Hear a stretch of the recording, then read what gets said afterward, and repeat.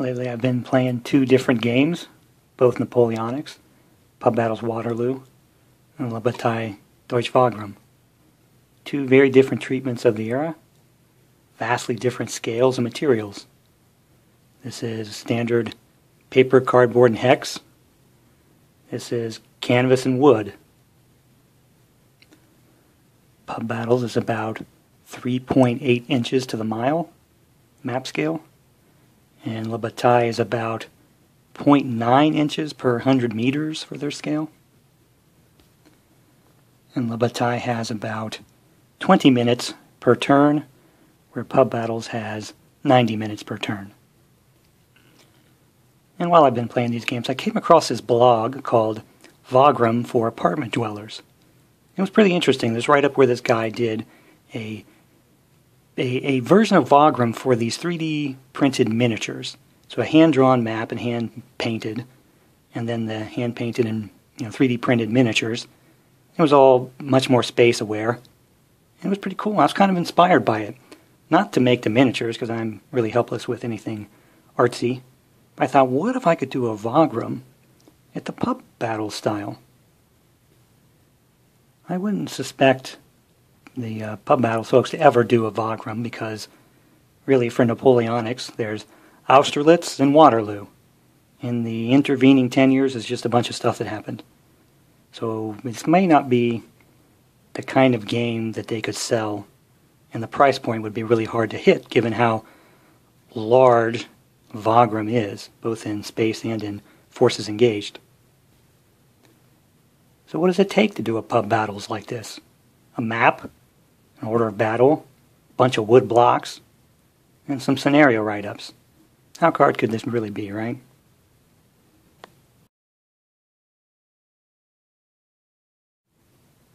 Now, in this glorious information age, it's really pretty easy to find things like orders of battle, especially at the scale of Pub Battles, because we really need division sizes, not down to the squadron. So one day at lunch, instead of working, I sat at my desk and I worked up the rough orders of battle for both the French and the Austrians, kind of in Pub Battle scale. Each of these things corresponds to a block.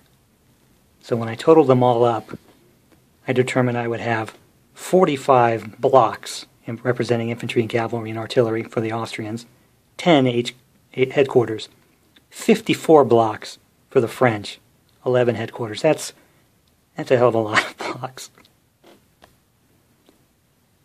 But I wasn't really daunted by that number, not yet anyway, because I thought one of the real strengths of Pub Battles is the command aspect. So each of these HQs would represent an opportunity to exercise command. And the more command you have, the more dynamic your game is. So a game with two command chits, two HQs, it ends up being a little static. But when you have more, it ends up being very dynamic and less predictable. So I was kind of encouraged by this. It's huge, but now I had a sense of how much the forces would be in balance with each other. And I decided to, keep going, see where this takes me. So my next thing was to compare what I came up with to something that's fairly close, which is the order of battle for Waterloo. I don't know what the ratio is of men to blocks, what quantifies a block, but I could take a guess based on Waterloo. When I look at the three armies engaged in Waterloo, it's similar, though smaller, than Wagram, these two gigantic armies. We're looking at, over 300,000 men engaged in Wagram. So I looked at the block count between Waterloo, and when I came up with Wagram, I wasn't put off by it. It seemed like I was in the ballpark. So again, that was another encouraging sign that I should keep following this, see where it takes me. This is a Pub Battles map. It is period, colorful. It is canvas, so the material is really cool. I can't hope to approximate that. Certainly not the material. I actually looked at printing on canvas and was like, $200, so I said that's out. So I'm going to have to come up with some way to do a map that evokes this Pub Battles, but on the cheap. And of course you can find practically anything on the internet. So I pieced together this reference map. It's not exactly period, but at least it's 19th century, and it covers the full area, with Wagram in the middle, Lebeau Island down to the south central, the Bisenberg Heights off to the northwest,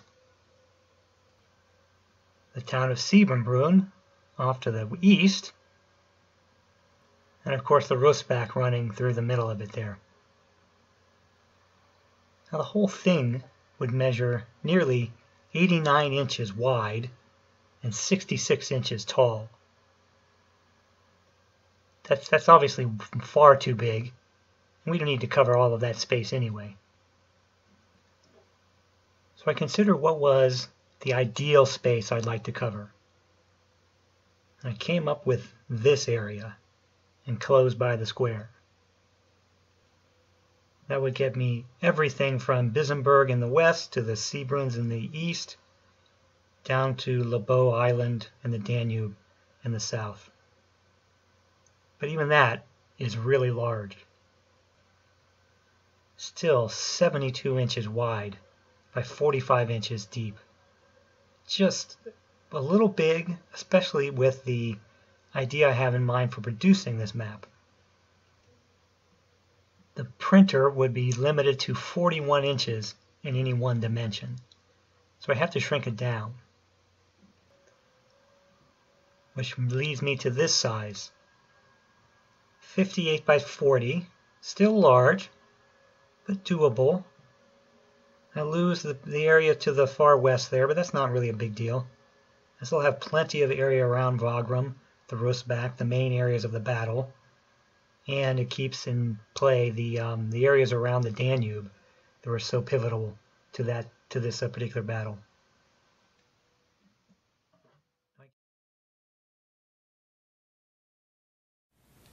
If I have an order of battle and an inspiration for a map, what do I need next? Well, to get materials to build the actual pieces, I just need a couple of things. One, I need some wood. This is a 3/8 inch poplar dowel rod, square. I need some labels so that I can affix them to those pieces. And I need some paint. Blue for the French, white for the Austrian. So I just measure out pieces, cut them off the dowel rods, both for the the combat units and the headquarters, paint them with the paint, put the labels on them, and ta-da, I've got armies. Yeah, that sounds really simple, right? Except remember I have 99 blocks plus 21 headquarters. And there are 21 command chits, but I think I'm going to buy those pieces. I can buy those really cheaply and save myself the bother of all this cutting. But the labels, don't underestimate those. My first thought was to get some stock, custom sized, and then print them myself. That was exorbitantly expensive. It would have been like $75. And I think times two. So $150 just to get the stock. I said, yeah, forget that. So that means I need to substitute labor for cash in this respect. So what I'm going to do is to take a plain sheet of adhesive backed paper, not cut up into labels, just all one solid sheet. And then I'm going to print my designs for the labels onto that, and then laboriously cut them out by hand and affix them to the blocks. First, I got to design my ideas for the labels. And this is what I've come up with. These are my labels for Wagram. The gray here are the Austrians. These are the Landwehr. Some Hungarians there. Then their cavalry. There, of course, is the French Guard, the mass of the French army, cavalry, the Italian Guard. Those are Bavarians, and then the poor Saxons here. And that's the beauty of the pub battles artwork, because even a mook like me can manage single colors and some text. And additionally, I did the headquarters. These would be all the little cubes representing the command centers. And they're fairly simple as well. One for each of the commands, plus the the flag for the particular nationality. So to pull this off, I have to cut probably 6 of these rods into pieces. Over 100 cuts. I have to paint each of them blue or white. Then I have to cut each of these stickers out one at a time and affix them to each of the individual blocks. God, that just sounds terrible even to think about. Before I go any further, I've got to do an experiment. I've got to do one small set of pieces just to see how it goes. See if I can do this in anything approximating an efficient process. Well, these basically look like Pub Battles pieces. Cut to length. Painted. I think I had the biggest problem with painting. Never was any good at painting. That's why I'm not a miniatures guy. I think I have a few edge issues, some production problems I think I can work out. But I think I'll slap a few labels on these and see what they look like. Well, I guess they don't look too bad. I went with the 9th Corps here, the Saxons Bernadotte Corps, just for a little bit of a color. And they don't look too terrible. Gotta get my stickers applied. Maybe for the Austrians here, the 5th Corps, maybe that gray is a little light. But basically, they look like Pub Battles blocks.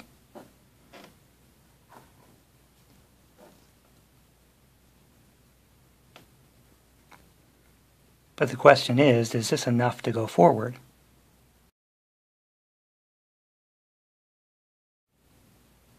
This is what going forward would look like. This is the order of battle for both sides in this graphical form, basically depicting all the blocks. So far I have 8. I've got another 100 or so to make. That's a lot of work. At this point, I'm in the bag for about $15 in materials, printing, paint, and many hours of effort to try to form this thing together and see what it would look like. To go forward, I'd have to invest a whole lot of hours in cutting and painting and affixing stickers, plus another $60 on the map. And the question is this the point where I say enough is enough and walk away? Or is this promising enough and alluring enough to make me continue on? This is a tough call because this is no doubt extremely tedious and time-consuming. But I've done tedious, time-consuming homemade games before. So maybe, just maybe, I'll go ahead and bite this off and finish it.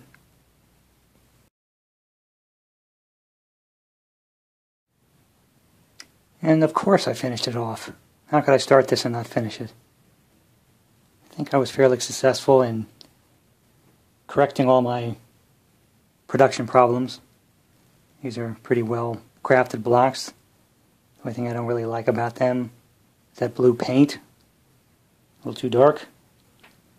Otherwise, after some tweaking of the order of battle, I think I'm basically satisfied with the way this looks.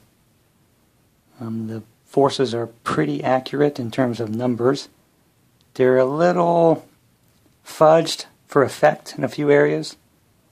For instance, the Army of Italy probably doesn't warrant quite that many pieces for the Guard, but I just wanted to make sure that there was a certain representation of cavalry and infantry in effect of that army. And a similar thing for the Army of Inner Austria. I wanted to make sure I could represent the cavalry that meant that I needed really two pieces to represent something that, strictly speaking, should be one. But otherwise, I'm pretty satisfied with the way the pieces came out. Now, how about the map? Well, this is not an ideal outcome. I tried, failed, to draw something from the reference map. But I can't even draw a crooked line. So after several attempts, I finally just decided to say enough is enough. And I had the reference map printed. So it's good enough. And there are some problems with it. It's not perfect. But it's homebrew, so what do I care? But basically, it's the pretty large size map. 58 inches east to west, and 40 inches, thereabouts, from north to south.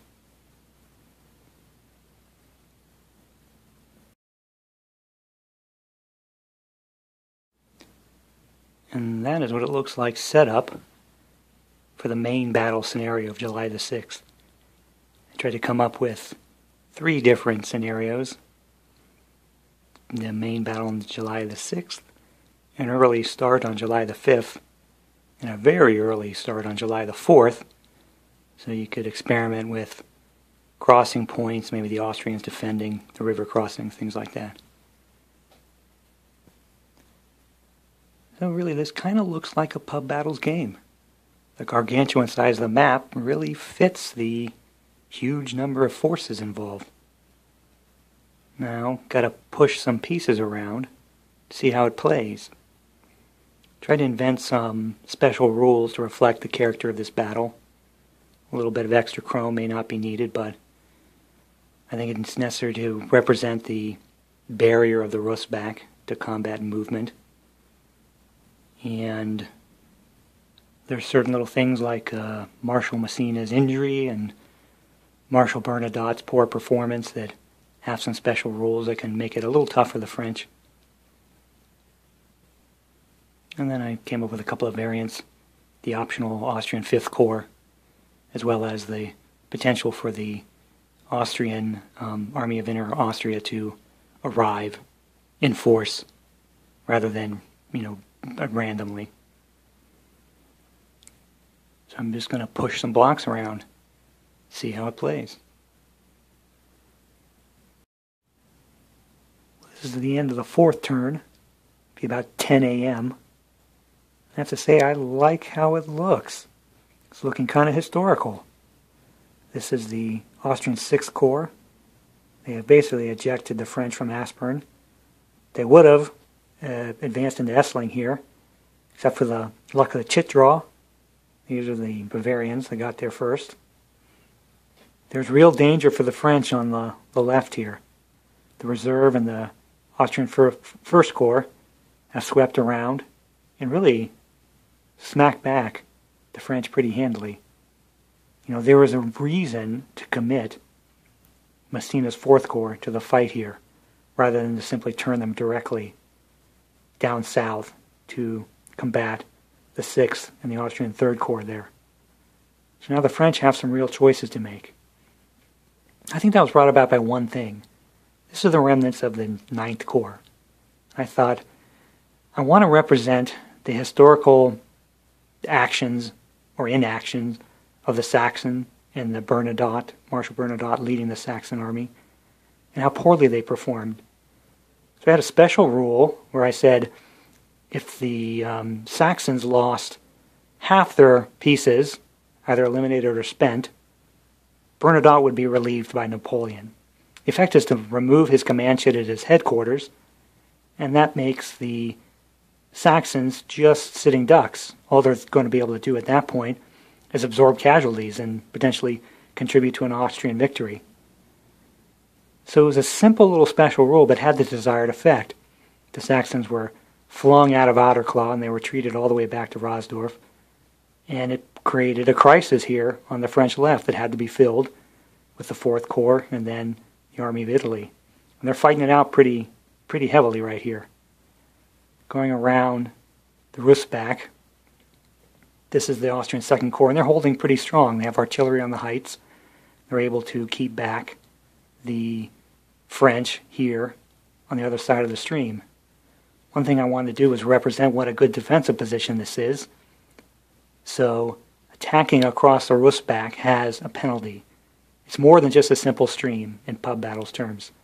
It actually has a penalty. So it's hard for the French to just bull their way across. They're going to hit it, and they're going to be repulsed. The last aspect is that first thing in the morning, the Austrian Fourth Corps tried to attack. They were repulsed, and now the French Third Corps is developing its attack here way on the right.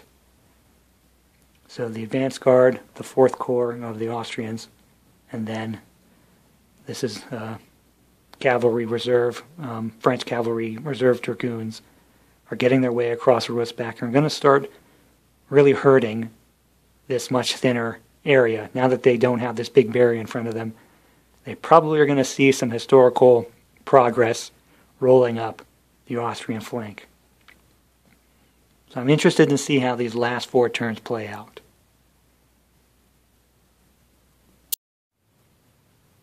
And here we have the end of the final turn. The final positions. See, the Austrians are still pretty far advanced on the French left flank here.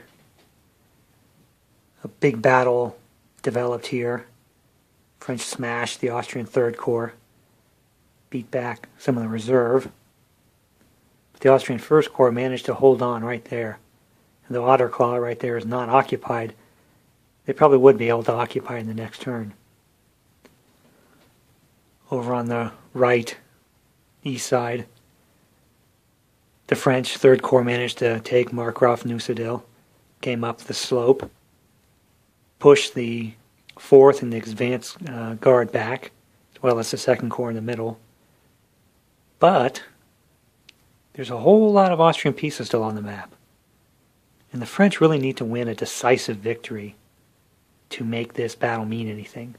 The fact that the Austrians are able to maintain their army kind of indicates that while in game terms this might be something of a draw, this is really a win for the Austrians.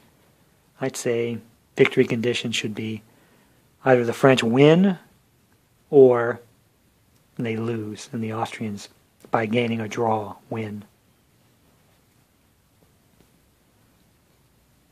I think the French learned a pretty good lesson. They can't dawdle. They waited too long to commit their guard and their reserve. Only in the last 2 turns did they really start inflicting some losses, and especially when they got across the Rustbach here. But they just were too slow. They really need to get enough cavalry on this side of the field to make sure that they can keep the attacks going.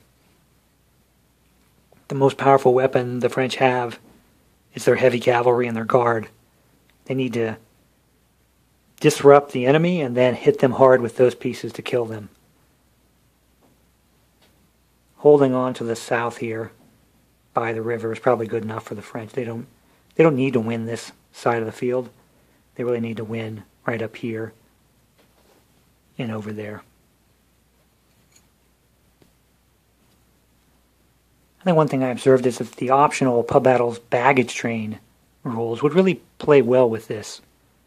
The map is large enough that they wouldn't get in the way, and the spread out nature of the field means they would become really prized possessions in terms of what their function is in the game, either as victory conditions or as tools to rally your army. So in particular the Fourth Corps of the French and the Third Corps of the French being so large, it'd be hard to keep them rallied and fresh with the optional baggage train rule. So it's extra pieces I'd have to make, what the hell, after 100, what's a few more? I think it might really work well for this. Overall, I'm pretty satisfied with my little project. It definitely feels like a pub battles game. I'd like a better map, but aside from that, I think it flowed pretty nicely, and it really sort of showed some of the history that was very much apparent in the way this battle unfolded.